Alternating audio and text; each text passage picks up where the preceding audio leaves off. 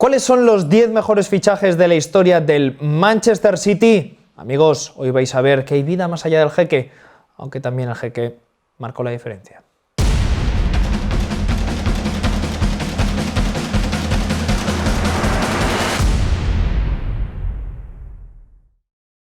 Bueno, Ili, el Manchester City. El Manchester City, muchos disclaimers, ¿eh? Muchos disclaimers. El primero de todos, el Manchester City, por favor, apuntadlo ahí bien grande en un cuaderno, existía antes del jeque. Existía. Sí. Basta ya de decir que el Manchester City no existía antes del jeque. El Manchester City, que es un histórico del fútbol inglés, desde luego, no un club especialmente triunfador. Sí que es cierto que había ganado 2 ligas, en la década de los años 30 y en la década de los años 60. Coño, pero entonces es un histórico. 2 ligas, hombre, más que el West Ham llevaba antes del jeque ya. Disclaimers. Son fichajes de la era Premier League. Entonces, ¿qué hemos querido decir con esto? Que hayan jugado en alguna temporada de Premier League. Es decir, que pueden haber sido fichados antes, pero acabado jugando en Premier League. De esta forma 1992. Se ha caído alguno que estaba al límite. Creo que ni al Queen, por ejemplo, al final no lo he puesto porque estaba ahí fuera Premier. Este es uno. 2. No es una lista de los 10 mejores futbolistas de la historia del Manchester City. Es una lista de los 10 mejores fichajes. Exacto. ¿Qué se valora en un fichaje? ¿Cuántos años ha estado? ¿El rendimiento que ha dado? ¿Cuánto costó? ¿Por cuánto se fue? Porque a lo mejor alguien que costó muy barato, jugó muy bien aunque fuera poco tiempo y luego lo vendiste por el doble, es un gran fichaje. No estamos hablando de que sea el mejor jugador de la historia del Manchester City, pero a lo mejor sí es tu mejor fichaje. Claro, por ejemplo, qué sé yo, Sergio Agüero, hombre, gran fichaje. Ahora igual llegó por una fortuna, no lo sé. No lo sé. Igual no está en la lista. O sí. Para descubrirlo, pues vas a tener que ver este vídeo. Primer comentario. ¿Y por qué no está Phil Foden? Pues mira, si estuviera, es que seríamos tan tontos como tú. Hombre, ya, estoy harto ya. Vamos a empezar con este top 10, después de estos disclaimers tan agresivos de los fichajes del Manchester City, con nuestro número 10, Ilie, y es que nos vamos a la época pre-jeque, cuando el Manchester City no tenía tanto dinero como ahora, y ahí nos encontramos a Shaun Goater, que llegó procedente del Bristol City en 1998, atención, por 510.000 libras. Sí, Shaun Goater, que es una figura de culto en el Manchester City. Llegó del Bristol City por ese 1.000.000 de libras que comenta Nacho en 1998. Llegó a finales de la temporada 97-98 y no pudo evitar que el Manchester City descendiera a tercera división. Cuidado, eran otros tiempos. Atención con esto. Tercera división. Es verdad que algunos aficionados estaban en contra del fichaje porque pues veían al jugador pues como un jugador de divisiones inferiores, ¿no? Entonces consideraban que no estaba a la altura del club e incluso fue abucheado en algunos de sus primeros partidos por el club. Cuidado con eso. Shaun Goater, que es una cosa molona, es de Bermudas. Es de Bermudas, que esto ya... ¿Tú eres más de Bermudas o de vaqueros? Yo soy más de Bermudas, clarísimo. Yo de vaqueros a muerte. No, de hecho, creo. Una de las cosas, no te creo, no hay nadie. Una de las cosas que más me fastidia del verano. Por ahí. El verano. El es verano. que tú eres más de invierno que de verano. Hombre, es que eres una persona que estás descalificada. Porque ya de además hay discusión. una cosa y es que el invierno, la moda de invierno es 1000 veces más fachera que la de verano. Ir con bermudas es de pordiosero, pero a mí no me queda otra que ir con bermudas cuando hace calor, porque si no, de lo contrario, me moriría de calor. Pordiosero. Bueno, el caso es que a pesar de estos inicios de Goater, en que fue abucheado, acabó convirtiéndose en una figura de culto, como decía, y sus goles contribuyeron a que el Manchester City sumara, atención a esto, nada menos que 3 ascensos en sus 5 años en el club. Esto es muy importante porque de esta manera incluimos a alguien que quizá no estuvo en la época más brillante que ahora vivimos del Manchester City, pero sin los goles de Goater no se entiende la presencia del Manchester City en la élite para después ser un club puntero. Y por supuesto dio lugar a una de las frases más míticas entre la hinchada del Manchester City: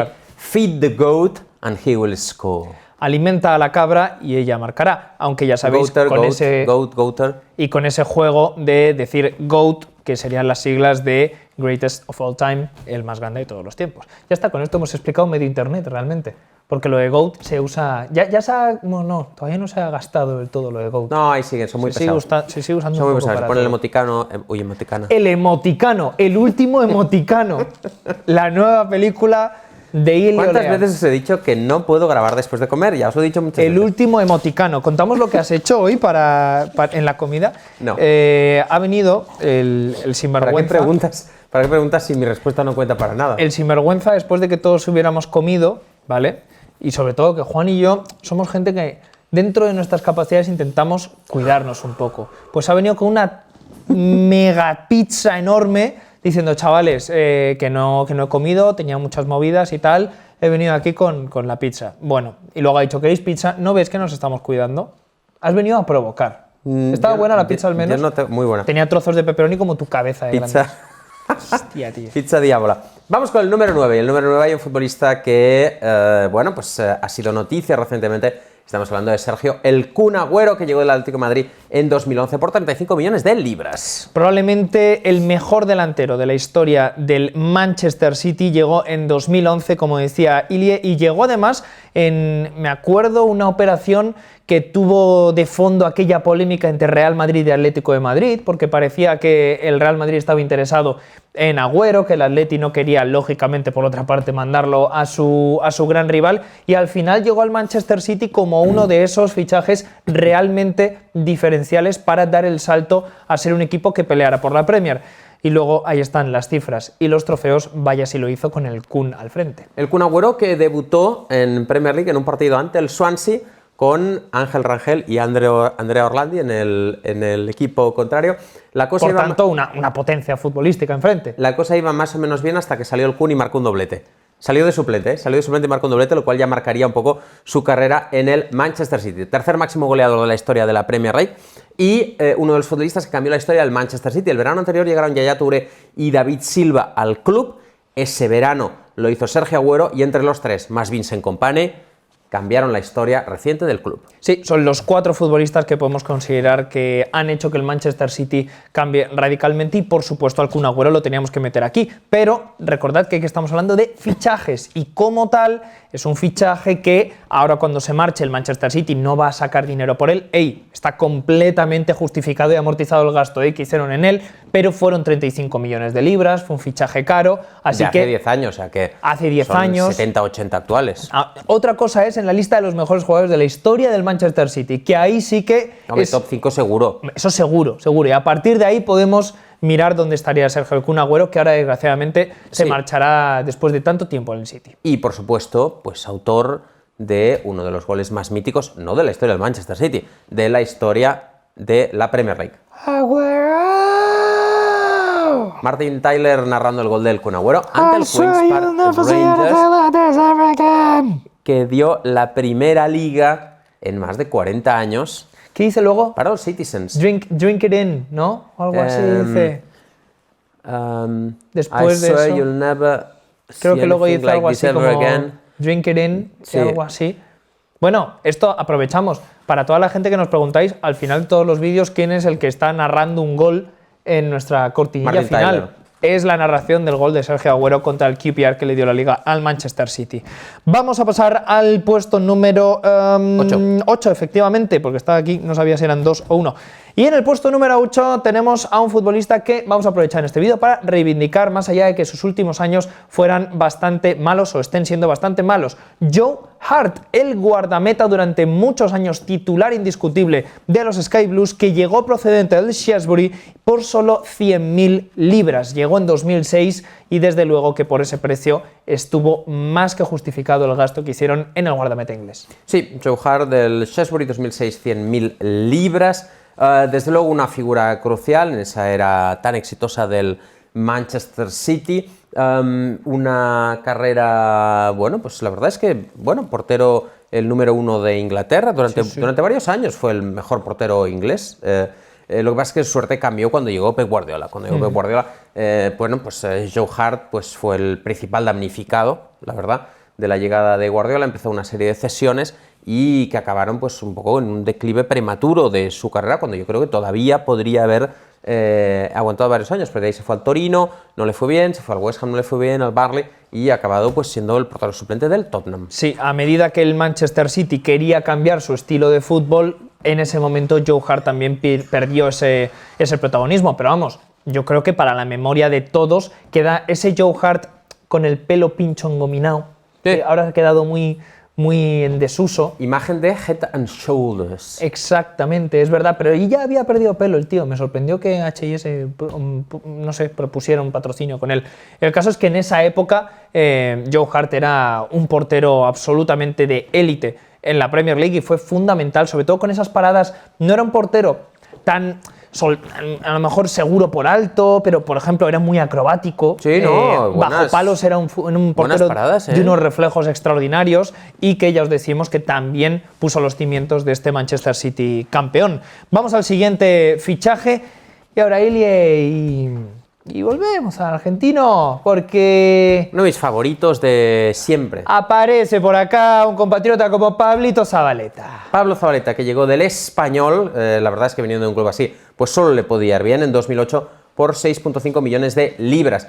Pablo Zabaleta, que utilizó el Español como puerta de entrada a Europa, como había hecho en su día Mauricio Roberto Pochettino, rindió bien en el Español, llegó a jugar incluso de mediocentro, por supuesto lateral derecho, y provocó el interés del Manchester City, que le fichó en 2008. De hecho, hay una cosa muy curiosa con el fichaje de Pablo Zabaleta, porque le ficharon horas antes de que el jeque Mansur comprara el club. Le ficharon, el jeque Mansur compró el club, fichó a Robinho y venga, empecemos la temporada. ¿Qué dices? Madre mía, pero qué locura de mercado es este. Bueno, por supuesto, Zabaleta salió bastante mejor que Robinho, sí. Y es que el nexo de unión que se creó entre la afición del Etihad Stadium y el argentino fue muy fuerte, porque el Manchester City, más que un lateral, fichó a un capitán sin brazalete, aunque luego llevara el brazalete también. El corazón del equipo. Llevó a uno de esos futbolistas que en Inglaterra son tan fáciles de conectar con la afición, porque era un futbolista con mucha entrega, que como lateral además era muy completo en todos los aspectos del juego, físicamente también realmente exuberante, y además se despidió en el Etihad Stadium cuando finalmente se marchó del Manchester City, una despedida que yo creo que ya queda para siempre en su corazón como leyenda Citizen. Un tipo muy querido y bueno, evidentemente las razones son más que evidentes, ¿no? Un tipo que lo entregó siempre todo, igual que había hecho con el Español. Yo recuerdo perfectamente cuando llegó al Español, su debut con el club de Barcelona. Y bueno, pues un tipo que siempre a lo largo de su carrera lo ha entregado todo. Y además, cosa curiosa, Zabaleta ha jugado en mis dos equipos, ha jugado en el West Ham y en el Español, y vive actualmente en Barcelona. Y bueno, pues confiemos que un día, pronto, pues podamos tenerle por aquí. Eso esperamos. Y no olvidemos, 6 millones de libras. Por eso está en este puesto. 6 millones de libras por todo lo que ofreció. Con 6 millones de libras hoy no compras ni la mitad de la pierna de Divock Origi. A no ser que seas el West Ham United y fiches a Vladimir Kufal. Cuidado con una cosa, no he dicho una pierna, la mitad de una pierna. O sea, tendrías que meter los goles rematando con la rótula. Sí, con la mitad de la puedes rótula. comprar de rodilla para abajo, por ejemplo. Sería un drama. Complicado. Eso. Vamos ahora con el puesto número 7. 6, 5, 4, 3, 2, 1. A ver, 10, 9, 8, 7, 6, claro, hombre. Es que me encantaría que estuvieran numerados y no tener que hacer el cálculo, porque son muchas páginas. Bueno, cálculo, cuidado, el cálculo es contar. El cálculo, muchachos, nos lleva al puesto número 6, porque después del 7 va el 6. Y allí tenemos a otro de los futbolistas que construyeron al Manchester City moderno, Yaya Touré, el hombre con las piernas más largas de la Premier League. Llegó procedente del FC Barcelona, 24 millones de libras en 2010. Ya sabíamos por aquel entonces que Yaya Touré era un excelente futbolista, pero es que con los Sky Blues fue, casi te diría, uno de los centrocampistas más dominantes de la era moderna de la Premier League. Sí, Yaya Touré, que se convirtió, fue uno de estos centrocampistas que se convirtió prácticamente de media punta en un mediocentro, y menudo mediocentro, un mediocentro. Animal, macho. En sus mejores años en el Manchester City era un futbolista de verdad que yo no he visto, o sea, yo creo que superó las cotas de Patrick Vieira en términos, o de Roy Keane en términos de control de los partidos. Sí. O sea, llegó un punto que Yaya Touré te daba la impresión de que hacía lo que quería con el partido. Sí, no con el balón no conseguí, pero no, con el partido. Yo quiero destacar, recibía en cualquier situación, exacto, no le podían quitar el balón, cruzaba líneas, marcaba goles, recibía de los centrales, era impresionante. Parecía que el tío controlaba el partido con la mente. O sea, cuando el partido iba por un lado en el que no estaba, decía, para un momento, que ahora llego. Cuando tenía el balón, abría paso y decía, voy a pasar por aquí. Pongáis como os pongáis. Y luego además era un futbolista que, yo por ejemplo veo a Fernandinho en sus mejores tiempos. Fernandinho abarca mucho campo, pero no es lo de Yaya Touré. Es que cuando hablamos del término box to box, Yaya Touré era un box to box a lo bestia. O sea, era un futbolista que prácticamente era un todoterreno como no hemos vuelto a ver otro, yo qué sé. Wilfred Ndidi, ahora que hablábamos de un futbolista con las piernas muy largas, pero Wilfred Ndidi no es un box to box, es que no tiene esa capacidad para estar en todos los momentos y lugares del partido como tenía Yaya Touré en su mejor época. Yaya Touré, que abandonó el Barça con Pep Guardiola en el banquillo, Pep Guardiola que lo iba a utilizar incluso, recuerdo, de central en una final de Copa ante el Athletic Club, y que acabó un poco pues también sentenciado por Guardiola en el Manchester City, es decir, se fue del Barça con Guardiola y acabó a la greña también con Guardiola en el Manchester City. Una pena porque estamos viendo que algunas de estas leyendas, que no le doy la culpa a Guardiola, pero que, por ejemplo, en el caso de Johan y en el caso de Yaya Touré, son leyendas del club que salen un poco de la puerta de atrás porque no se acabaron de entender con Guardiola o porque no le sirvieron a Guardiola, que insisto, no le echo la culpa a nadie de esto. Llega un entrenador nuevo, necesita otro tipo de futbolistas. Y estas cosas no suelen tener una salida fácil, ¿eh? No, pero que es una pena, ya está, la situación es una pena, ¿no? Que son futbolistas que, igual que Zabaleta, pues tendría que haber salido por la puerta grande. Y ahora sí llegamos al puesto, Nacho, número 5. Y en el puesto número 5 tenemos ahora sí al capitán, al líder, al comandante y aún así a un futbolista que creo que nunca pudimos ver del todo por las malditas lesiones. Sí. Y aún así, fíjate dónde está, Vincent Kompany, procedente del Hamburgo por 6 millones de libras, llegó en 2008 y desde ese momento se convirtió en un líder al que seguir bajo su mando.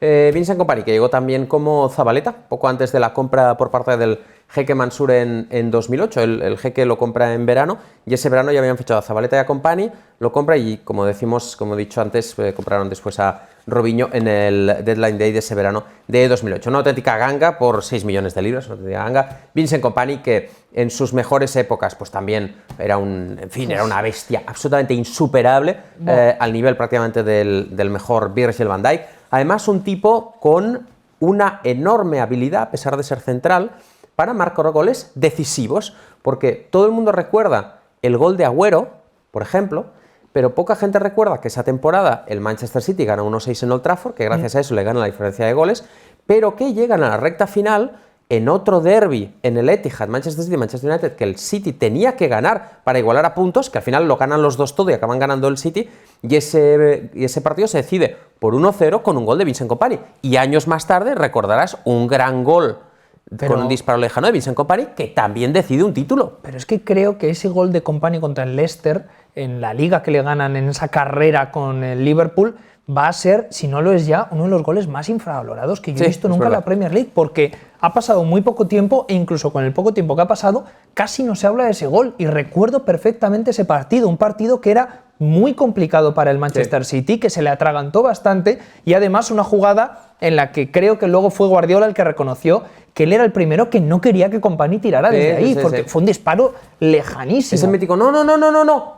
Bien, claro, bien chutado. Pero creo que habla bien de ese partido, de hasta qué punto se le atascó al Manchester City, y que solo había una forma de desatascarlo con una genialidad como la de Kompany. Luego, además, es que ese partido creo que ha pasado a la historia como un partido olvidado. Como el otro 1-0. Ese partido, no sé si te acuerdas, de ahí un fallo catastrófico de Kelechi Iheanacho. Sí, me acuerdo. Si ese gol entra, la liga es del Liverpool. La liga es del Liverpool. O sea que me da la sensación de que Kompany no tiene, incluso también desde el apartado goleador, el mérito que merece, y que sí se lleva por otra parte como líder y como defensa. Me ha gustado la comparación con Van Dijk, porque no solo era un gran jugador en el juego aéreo, con esa cabeza que tenía, que si tú y yo tenemos una talla L de cabeza, ¿cómo debe tener él su cabeza? 3XL. 3XL. Pero es que además era un futbolista ágil y rápido, a pesar de la corpulencia que tenía. Y como decías, un líder absoluto, y además un líder de los que predica con el ejemplo. Vincent Kompany es un tipo súper preparado, es un tipo que tiene estudios superiores. Su padre fue el primer alcalde negro de Bélgica, si no recuerdo mal.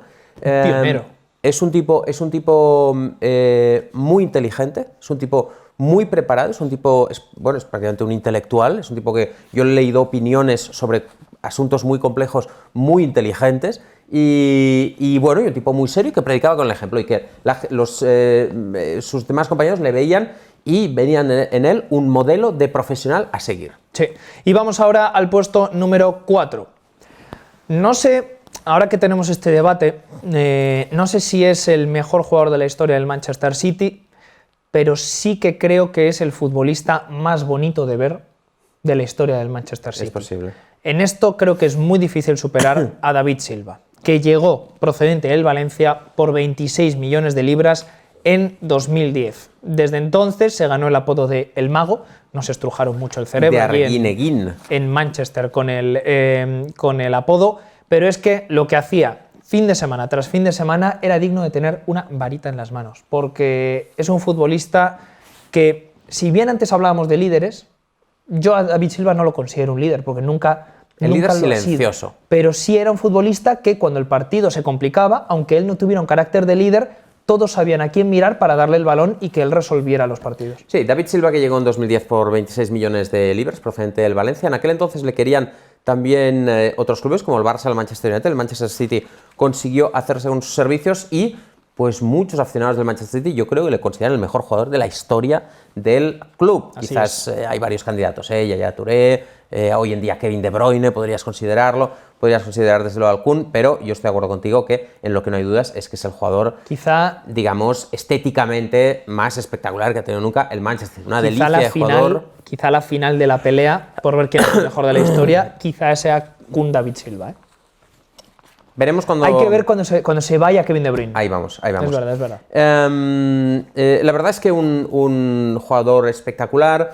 Él ha jugado en banda izquierda, él jugó en la media punta, pero yo creo que desde luego la mejor versión la vimos en ese 4-3-3 como interior izquierdo junto a Kevin De Bruyne en un Manchester City que consiguió 100 puntos. Era imparable, era imparable. Además, era un futbolista que tenía una capacidad para ver pases que nadie más sabía leer en el terreno de juego. A veces incluso tenías la sensación de que ni jugadores como Raheem Sterling eran capaces de ver el pase que les había dado, pero era tan bueno el pase y decían: anda, qué balón me ha puesto, pues voy a correrlo ya que estoy, y terminaba en gol. Era un futbolista que siempre daba la sensación, con su visión de juego, de ir 2 pasos, 2 segundos por delante respecto a todos los demás, respecto al resto de 21 jugadores que había en el terreno de juego, y nos ha dado años gloriosos en la Premier League y, por cierto, ya que estamos, también con la selección española, porque con la selección española ha coincidido en esa época gloriosa. Así es. Y vamos ahora al puesto número 3. Entramos en el podio, muchachos, y es que el podio se abre en primer lugar, y atención, porque diréis: un momento, habéis dicho un montón de estrellas que yo pensaba que iba a estar arriba. Para el carro, estamos hablando de fichajes, no de jugadores, y aquí empezamos por Uwe Rosler, porque de 1994 a 1998 estuvo en el Manchester City procedente del Nuremberg por solo 1 millón de euros. Es verdad que luego se fue gratis, pero durante todo ese tiempo aportó muchísimo a un precio muy barato. Sí, Uwe Rosler, 1 millón de euros, luego se iría gratis 4 años después. 64 goles en 176 partidos, que considerando que eran los años 90, que no fueron precisamente unos años fáciles para el Manchester City, es una buena buen ratio, cifra. Un goleador, un tipo muy querido desde luego por los aficionados. Igual Manchester City pues un poco en el anonimato, no le conocía mucha gente, pero desde luego tardó poco en que los aficionados, bueno, pues le cogieran cariño después de sus goles cruciales en la temporada 93-94. Los aficionados que, siendo alemán y con una leyenda a cuestas, le bautizaron Der Bomber. Sí. Der Bomber. Porque hay una leyenda urbana.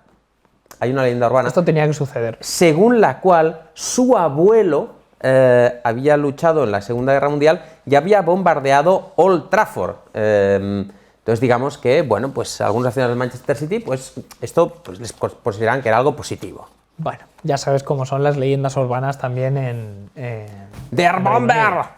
Esto es como la leyenda urbana que contamos de los Berwick Rangers. Muy molona. Es que estamos en guerra con... Pero no con sabes los lo mejor. Nos han escrito una segunda parte.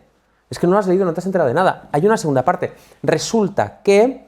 a ver si me acuerdo. En los años 60, el alcalde de Berwick firmó un acuerdo con Rusia como dando por cerrado este asunto. Hostias. De la guerra con Rusia. Y se ve que el alcalde de Moscú, me lo estoy inventando, pero más o menos era así. El alcalde de Moscú hizo unas declaraciones de, bueno, por fin los rusos podemos dormir tranquilos. Hombre, cosa lógica, por otra parte. Tienes a Berwick. La amenaza Claro. se ha disipado. Tú imagínate las reuniones del Kremlin.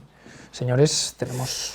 ¿Hay un problema? Hay un problema con Cuba. Está la crisis de los misiles. Vaya cochinos, crisis de los misiles. Y luego está el tema de la guerra abierta con Berwick. Muchachos, ¿cómo está lo de Vietnam? También está fastidiado. Afganistán, no sé qué hago. complicado. Pero Berwick sigue Pero abierto. aparquemos todo esto porque el tema de hoy es Berwick. Esta gente, al parecer, no tiene misiles, pero uy cuando los tengan. Si queréis saber de qué demonios estamos hablando, pues tenéis que ver el vídeo del Berwick Rangers. Que si no lo has visto, macho. Si no lo has visto. Claro, esto es como venir. No eres nadie, como venir a la tercera clase sin haber venido a las dos primeras. Nada, pues no el te profesor enteras de te ve y nada. dice: ¿quién es usted? Váyase de aquí y luego me espera a la salida porque le voy a curtir a bofetones. Vamos con el puesto número 2. Y en el puesto número 2, amigos, tenemos a un futbolista del que ya hemos hablado en algún momento en este canal, como es Richard Dunne. Y es que de 2000 a 2009 estuvo en el Manchester City, llegó procedente del Everton por 4,5 millones de euros y se fue al Aston Villa por casi 7 millones. Es ahí en el Aston Villa donde coincidió, por cierto, con Carlos Cuéllar. Sí. Claro, hablamos de un tipo que jugó 352 partidos, que se fue por casi el doble de lo que costó y además da la sensación, Ile, que por sus logros, sobre todo por ser de esa era pre-Jeque, ha quedado algo olvidado lo muy bien que jugó con los Sky Blues. Sí, es verdad que esta puede ser una elección sorprendente porque Richard Dunne era un poco troncón. Mr. Tarjeta Roja. Mr. Tarjeta Roja. Mr. Gol en propia. Mr. Gol en propia. Ya sabéis que Richard Dunne tiene el récord de goles en propia en la historia de la Premier League. Bueno, así son las cosas. De hecho, estoy viendo aquí que marcó 8 goles con el Manchester City en 9 años, pero diría, hablo de memoria, que sus goles en propia en Premier son 12. Es decir, que sigue teniendo un salto negativo, posiblemente. Sí. Richard Dunne, un tipo, pues bueno, aficionado a la cerveza. ¿Quién era su partner en defensa con el Aston Villa? Porque hay una anécdota buena ahí. El hombre este con la barba pelirroja, que no me va a salir su nombre ahora mismo, pero barba pelirroja. No me acuerdo. Bueno, el caso es que su compañero de... ¿Collins? ¿Se llamaba? ¿Era Collins? Pero no era Collins, yo creo, ¿no? Bueno, el caso es que su compañero central en el Aston Villa se lesionó y lo fueron a operar al hospital. Y entonces Richard Dunne pues, fue a visitarle y vosotros diréis, ¿qué le llevó? ¿Un ramo de flores? ¿Le llevó unos chocolates? No, le llevó un six-pack, ¿vale? Y estuvieron los dos ahí, pues dos centrales profesionales en una habitación de hospital, pues tomándose sus cervecitas, ¿vale? Y ya está, y tan a gusto, oye. Y tan a gusto. Bueno, en todo caso, Richard Dunne, que es verdad. Puede ser, puede ser que fuera Collins. James Collins. Porque James Collins fichó por el Aston Villa en 2009 y hasta el 2012 no vuelve al West Ham. Entonces, pero Richard Dunne estuvo hasta 2009. No, 2009 en el Manchester City, se fue al Villa en 2009. O sea, sí encaja. Vale, no, entonces sí, claro, sí, bueno, encaja. Bueno, yo creo que fue James Collins. Bueno, el caso es que Richard Dunne, un poco troncón el hombre, pero, 352 partidos con el Manchester City, digamos, un tipo que dominaba muy bien la faceta defensiva, que se fue por más de lo que había costado en su día, y que, bueno, pues digamos, era la roca a la que asirte en tiempos de tempestad. Claro, sobre todo lo que queremos aquí valorar es que no era tan fácil como parece ahora jugar bien en el Manchester City. El Manchester City antes era un equipo que sufría mucho más que ahora, y llegar por un precio reducido, irte por un precio mucho más grande y además encadenar 4 premios al mejor jugador del año del equipo es como para pensar que es uno de los mejores jugadores de fichajes, mejor dicho, de la historia de la Premier del Manchester City. Y llegamos al puesto número 1. Si no os suena este nombre, Ilie, es porque quizá no habéis pasado un día por Manchester, por la parte azul, porque yo creo que el jugador que viene a continuación, si tú le preguntas a un aficionado al Manchester City, ¿cuáles son los 2 jugadores que más magia has visto? Es verdad. Uno va a ser Silva, es verdad, y otro va a ser procedente de Georgia. Sí, Georgi Kinkladze, que vosotros diréis, pues posiblemente no le conozcáis. Hombre, deberíais conocerle, pero posiblemente algunos de vosotros no le conozcáis. Llegó en su día del Dinamo Tbilisi por 4 millones y fue al Ajax por 8 millones después de marcar 22 goles en 121 partidos. Un jugador técnicamente absolutamente espectacular. Bueno, hasta el punto de que un Manchester City que navegaba por las divisiones inferiores lo acabó traspasando al Ajax. Sí. Un jugador absolutamente espectacular que, desde luego, por su habilidad técnica se hizo con los corazones de los aficionados del Manchester City, a pesar de que estuvo en una época absolutamente negra para el Manchester City. Es que lo bonito, de hecho, estuvo 3 años en Main Road, porque todavía no estaba en el Etihad, estaba en Main Road, y descendió 2 veces. Es que lo más bonito, yo creo, de la historia de King Latze es exactamente eso, que era como el único rayo de luz o de esperanza en un Manchester City que no estaba ni siquiera en la élite del fútbol inglés, y por eso, además, por esa comparación tan destacada entre él y el resto, ya no solo de sus compañeros, sino también de rivales, ha quedado un recuerdo de él como una estrella que no sabía muy bien qué hacía ahí, pero apareció en el Manchester City en un lugar que no le correspondía, y aunque luego se fue al Ajax, ha dejado como ese recuerdo vintage un poco de futbolista especial. King Latze era ese tipo que, cuando tú eres aficionado a un club muy malo, que está en una época muy mala, que está descendiendo, que está en tercera división, en segunda división, era ese tipo que los aficionados del Manchester City veían y decían: este tipo nos está haciendo un favor enorme jugando con nosotros, porque este tío podría estar jugando en cualquier equipo grande de Europa y está jugando con nosotros, que somos unos muertos de hambre ahora mismo. ¿Qué hace? Y King Latze, exacto, ¿qué demonios hace este tipo aquí? Si es que es mucho mejor que cualquier otro. Y por supuesto, era el típico que, estando en esa situación, tú la camiseta de este año, ¿de quién te la vas a comprar? ¿De quién quieres que me la compre si no es de King Latze? De King Latze. De King Latze. De King Latze. Que tiene auténticos goles, auténticas perlas. Iros ahora iba a decir, iros a YouTube. Si ya estáis en YouTube. Ya estáis en YouTube. No te vayas a YouTube si ya estás en YouTube. En el recuadro de arriba tonto, ponéis hombre. King Latze y vais a gozar. Vais a gozar porque era un tipo técnicamente un auténtico prodigio. E insisto, en una época en que estaba rodeado por escobas.